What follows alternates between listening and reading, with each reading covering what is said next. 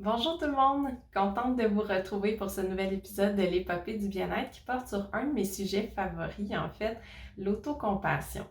L'autocompassion, dans le fond, qui est vraiment utile dans les moments où on est vraiment dur envers soi-même. En fait, quand on est quelqu'un de vraiment dur avec soi-même, quand on est quelqu'un qui s'autocritique beaucoup, quand on a toujours ce sentiment-là de ne pas être assez, de ne pas faire assez bien, de ne pas être un assez bon parent, un assez bon enfant, un assez bon conjoint, un assez bon travailleur. Donc, quand toutes ces critiques-là sont là, l'autocompassion peut être une solution ou du moins une réponse à ça. Donc, je suis contente de vous en parler dans une minute. Avant ça, je voulais vous dire merci d'être là, merci d'écouter le podcast. N'oubliez pas que vous pouvez l'écouter en vidéo sur YouTube ou sinon sur toutes les grandes plateformes de podcast. Et je voulais vous rappeler aussi qu'il y a la communauté Facebook où vous pouvez vous joindre, où vous pouvez discuter avec les autres auditeurs, où je partage des fois des petits bonus par rapport à l'épisode de la semaine ou du 2 semaines plus tôt. Donc, vous êtes la bienvenue sur l'épopée du bien-être, les acolytes sur Facebook. Je vous parlais de l'autocompassion. En fait, qu'est-ce que c'est ça, l'autocompassion? Juste avant, je voulais vous dire que c'est pas surprenant si vous ressentez ces sentiments-là de ne pas être assez, ces sentiments-là de, en fait, avoir ces critiques internes-là, c'est tout à fait normal. Et c'est de plus en plus fréquent. Je vous parlais dans l'épisode sur le perfectionnisme que le perfectionnisme, c'est une épidémie là, selon certains chercheurs parce que notre société est faite comme ça en ce moment. Elle est beaucoup axée sur la performance, elle n'est pas très axée sur les émotions et ne nous parle pas beaucoup du fait que c'est tout à fait normal d'échouer des fois. C'est tout à fait normal d'avoir des émotions négatives. Alors tout ça, c'est comme caché. Donc on se dit que si on a ça, si on fait des erreurs, si on est déçu de nous, si on vit des émotions difficiles, il y a quelque chose qui ne va pas avec nous, puis qu'on devrait le whoop aller faire quelque chose avec ça, puis se gérer, puis aller mieux. La vérité, c'est que c'est pas ça. On est des humains et les humains vivent des émotions difficiles. Les humains échouent et tout ça, ça nous fait vivre de la tristesse, ça nous fait vivre toutes sortes d'émotions. En fait, là, j'ai tourné en rond un petit peu, mais vivre des échecs, par exemple, ça nous crée des émotions difficiles, mais il y a plein de situations aussi dans la vie qui nous créent des émotions difficiles, qui nous font réagir avec toutes sortes d'émotions. Et tout ça, ça fait en sorte que la vie, c'est pas facile. Puis, il y a toujours la petite voix dans la tête qui nous dit « Ben voyons, toi, tu devrais être capable de faire ça. Toi, t'es pas bon. Comment ça que t'es pas capable? Les autres sont capables. » Fait qu'il y a tout un peu ce rationnel-là, pas ce rationnel, mais cette discussion dans notre tête ou cette idée-là que les autres, eux autres, ils réussissent bien, puis nous, non, puis on est les seuls qui ont ces problèmes-là. Puis si je peux vous dire quelque chose, c'est qu'en étant psychologue, je pense qu'une des choses que je retiens beaucoup de mon travail comme psychologue, c'est vraiment cette idée-là que en fait, on se ressemble vraiment beaucoup. Puis si je vis quelque chose présentement, c'est sûr qu'il y a quelqu'un d'autre sur la planète qui vit ça. Puis ça, c'est vraiment important de vous le dire parce que je pense que notre cerveau profite de ça. Hein? Voyons, comment ça tu vis ça? T'es sûrement la seule. Puis là, ça nous fait vivre toute de la honte, de la culpabilité, de la tristesse, de la colère. Mais pour vrai, là, si vous ressentez quelque chose, si vous vivez quelque chose, c'est sûr qu'il y a un autre humain sur la planète qui vit ça, donc vous n'êtes pas tout seul et vous êtes normal. Donc, ça, c'est un des premiers principes, en fait, de l'autocompassion. Donc, le premier principe de l'autocompassion, c'est l'humanité commune. Comment tous les humains ont vécu des échecs, comment tous les humains ont vécu des émotions difficiles, puis comment on n'est pas tout seul à vivre ces choses-là. Donc ça, c'est vraiment important de s'en rappeler. Le deuxième principe de l'autocompassion, c'est la bienveillance. Hein? C'est être capable de recevoir ce qu'on a à l'intérieur, de recevoir nos émotions, recevoir nos pensées avec bienveillance, donc avec gentillesse, avec douceur. En fait, comme vous feriez avec un ami, comme vous feriez avec quelqu'un que vous aimez. Puis des fois, ça me saute à l'oreille, ça me saute aux yeux de dire comme si c'était quelqu'un que vous aimiez, on s'aime pas. Hein? C'est ça que ça veut dire qu'on n'est pas capable de se considérer comme quelqu'un qu'on aime. Puis dans cette bienveillance-là, C'est vraiment ça, c'est se considérer comme quelqu'un qu'on aime, puis au pire, fake it till you make it, là, faites semblant jusqu'à temps que vous sentiez cet amour-là, mais vous avez de la valeur, vous êtes une personne exceptionnelle, vous êtes une belle personne, puis c'est important de vous traiter de cette façon-là aussi. Comme vos amis vous traitent, comme j'espère vos conjointes vous traitent, mais tu sais que vous êtes une belle personne et que vous méritez d'être bien traité. Donc, premier principe, humanité commune. Deuxième principe, la bienveillance envers soi.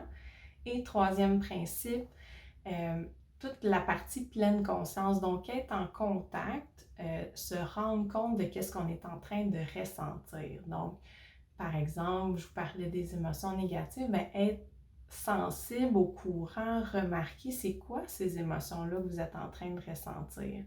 Donc, des fois, d'utiliser ça, d'utiliser cette bienveillance, bien, ça prend un peu d'être au courant de ce qui est en train de se passer. Pour nous, hein, c'est important de savoir, bien, c'est quoi que je suis en train de ressentir pour être présent pour moi dans ces moments-là. Tu sais, si je vis de la honte, ben, d'être capable de dire « Ah, ouais, hein, c'est de la honte, c'est vraiment désagréable, les autres humains n'aiment pas ça, vivre ça non plus. » Donc, c'est important d'être à l'affût un peu de vos propres émotions. Ça, c'est pas facile quand même. Mais des fois aussi être à l'affût de vos émotions, mais être à l'affût aussi de qu'est-ce qui s'est passé pour vous faire sentir ça. Juste l'idée de se dire « Ah, mais j'ai fait une erreur, ou j'ai déçu quelqu'un, ou j'ai dérangé quelqu'un », tu sais, des fois de juste faire comme « Ah ouais, hein, c'est ça qui est arrivé, puis c'est dur », puis juste d'être là pour nous.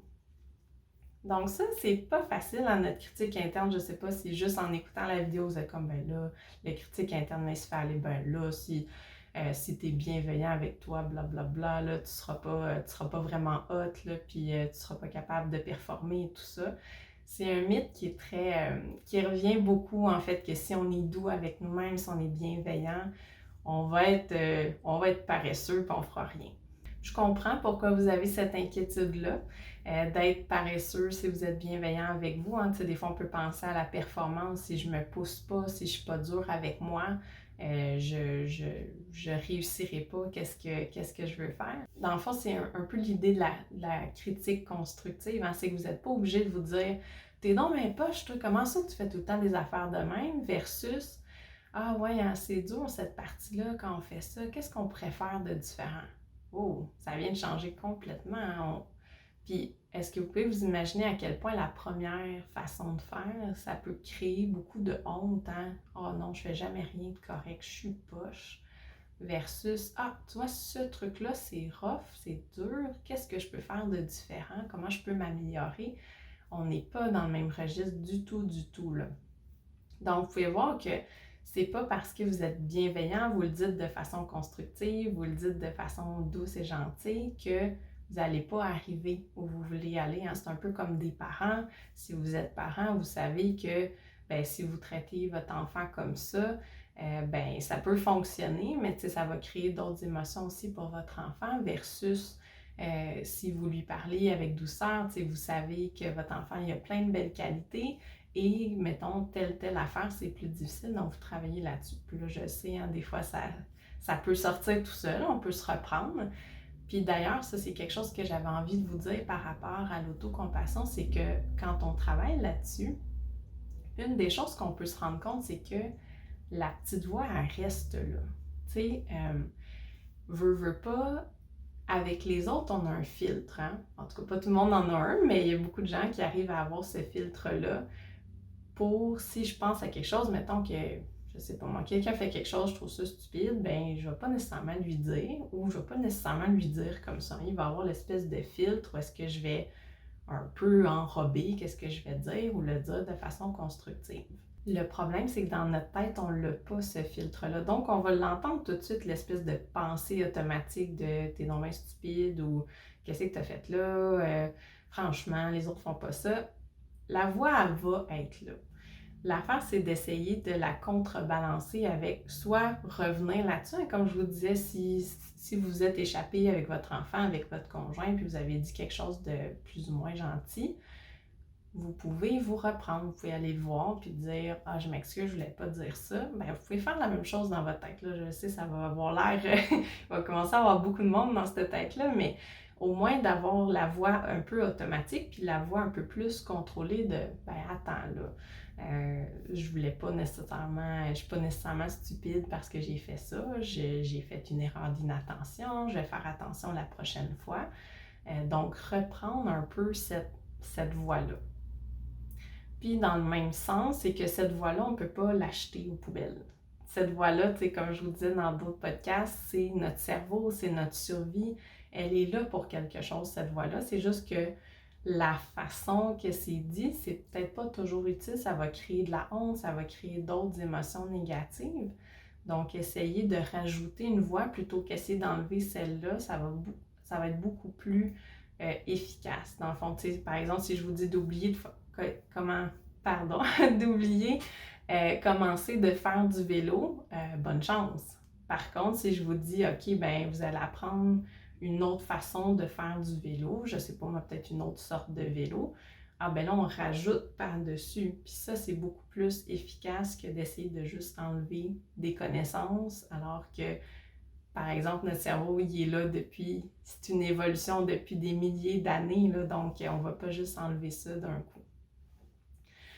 Donc, c'est ça l'autocompassion dans le fond, d'être capable de remarquer qu'on est des humains, qu'on souffre comme tout le monde, que d'être capable de remarquer qu'est-ce qui se passe à l'intérieur de nous, puis d'être capable d'arriver avec nous, d'accueillir qu'est-ce qu'on vit avec bienveillance. Ce qui n'est pas facile, comme je vous dis, il faut travailler sur l'espèce d'autre voix bienveillante à l'intérieur de nous.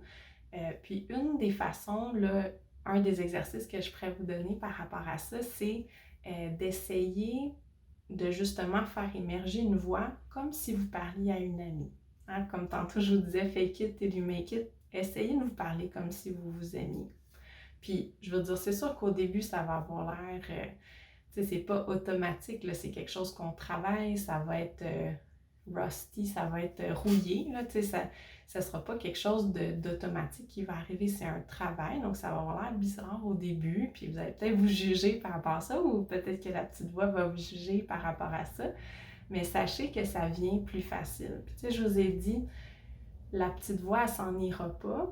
Par contre, ce que je peux vous dire d'expérience, que je vois en thérapie, puis ce que je vois par rapport à moi, c'est que cette petite voix-là, des fois, elle a tendance, des fois, à parler moins fort, à force qu'on travaille sur l'autre voix. Elle parle moins fort, des fois, elle parle moins souvent aussi. Il y a des contextes où est-ce que ça n'apparaîtra plus. Là, ça fait longtemps que je ne me suis pas traitée de niaiseuse parce que j'ai fait une erreur d'inattention. Là. Des fois, dans des moments peut-être où je vais moins bien, en général, ça peut sortir. Mais tu sais, c'est ça, il y a comme des contextes où est-ce que, peut-être qu'elle ne parlera même plus, ou elle va parler tellement peu fort qu'on ne va pas y donner tant d'attention que ça. Donc, ayez de l'espoir par rapport à ça. C'est pas, ça ne veut pas dire qu'elle va toujours être là, cette voix-là. Donc, j'espère que ça fait du sens pour vous. Donc, on a parlé un peu de la façon de travailler avec ce critique interne-là, tout ce sentiment de ne pas être assez en invitant, dans le fond, une voix plus bienveillante, plus douce, qui remarque que, ben, il y a beaucoup de gens qui vivent ça présentement, puis qui font attention un peu à ce qui est en train de se passer en vous. Donc tout ça, ça fait en sorte qu'il y a peut-être une certaine douceur, un certain apaisement qui pourrait apparaître par rapport à ça, puis que peut-être tranquillement, la voix va parler moins fort ou elle va pas parler dans certains contextes où est-ce qu'avant, elle vous disait tout le temps que vous étiez un mauvais parent. Moi, j'aurais tellement d'exemples par rapport à ce qu'elle me disait par rapport à mon travail, tu sais, où je vous l'ai déjà dit par rapport au podcast. Mais bon, au podcast, je dirais que c'est encore assez nouveau, fait que ça continue, mais je veux dire, elle ne m'empêche pas d'avancer. Puis, au niveau de mon travail, ben il y a beaucoup de contextes où est-ce qu'elle apparaissait avant, où est-ce qu'elle apparaît plus beaucoup, ou des fois plus du tout, et ou des fois elle parle tellement pas fort que j'arrive à même pas tellement y porter attention. Donc, je pense que c'est quelque chose qui peut arriver pour vous. Il y a plein d'exercices d'autocompassion qui existent. Là, je vous ai donné celui d'essayer de vous parler comme à un ami, comme à quelqu'un que vous aimez. Mais il y en a plein d'autres. Là, je vais vous donner un lien vers le site de Kristin Neff, qui est la chercheure, dans le fond, qui a nommé l'autocompassion, puis qui a nommé les trois parties dont je vous parlais. Et je vais faire aussi, c'est ça, grande annonce, mais je vais faire les outils du jeudi ou du vendredi qui vont être dans le fond des courtes capsules. Là, je fais des capsules un peu plus longues parce que j'explique des choses. Mais là, je vais faire des petites capsules où est-ce que ça va être un outil, mettons une métaphore, un exercice que vous pourrez essayer. Puis je pourrais en faire, là, j'en ai déjà en tête là, pour l'autocompassion, donc vous pourrez essayer aussi ces différents exercices-là. Donc, j'espère que ça vous parle. Je sais que c'est pas évident, c'est un changement vraiment de paradigme hein, par rapport à notre cerveau, qui est, comme je vous disais, beaucoup dans le négatif aussi et tout ça. Donc, c'est comme passer dans un mode plus positif, plus bienveillant, plus accueillant. Fait que c'est un travail un peu continu, là, comme je vous disais. Donc, essayez des choses par rapport à ça. Voyez aussi comment ça vous fait sentir. Hein? Je veux dire, comme je vous dis souvent, ça ne marche pas pour tout le monde. Puis, ça se peut que cet exercice-là ne fonctionne pas, mais il y en a peut-être d'autres que oui. Donc, juste peut-être être curieux, curieuse par rapport à ça. Puis, donnez-moi-en des nouvelles dans les commentaires ou sur la communauté Facebook. Donc, je vous souhaite une bonne journée. J'espère que vous allez profiter de vos 2 semaines. C'est le temps des vacances. Je sais qu'il y en a beaucoup d'entre vous qui sont partis en vacances. Donc, profitez bien. Puis, on se revoit dans 2 semaines pour un autre épisode. Bonne journée. Bye bye.